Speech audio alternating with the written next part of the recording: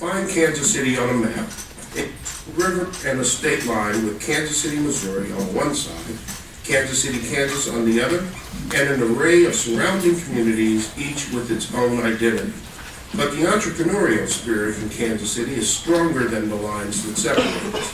I'm Sylvester James, Mayor of Kansas City, Missouri. And I'm Joe Reardon, Mayor of Kansas City, Kansas. Together, we are declaring our community to be America's most entrepreneurial city. Kansas City is the home to programs like Kauffman Labs for Enterprise Creation and many other innovative efforts to identify and support emerging. The role of the entrepreneur in the life of Kansas City is central, not only to seeing our past in a new light, but more importantly, to understanding what might lie ahead. Now Google is bringing a high-speed internet network to Kansas City to move ideas faster than ever. That's the Kansas City way. And it's the American way.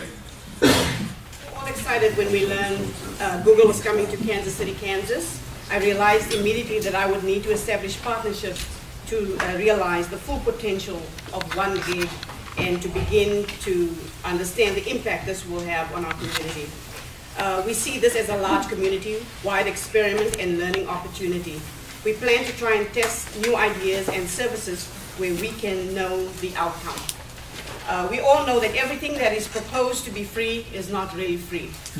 I started, after meeting with the Google group, I was on cloud 9, especially when they said they needed to speak to the director of libraries and directed me to go to not the Kauffman Center, but to the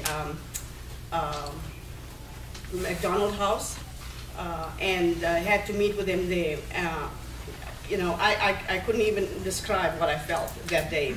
But when I came back, then I started hyperventilating, because when I realized the scope of funding that will have to go into getting us ready for the free gig, it just overwhelmed me.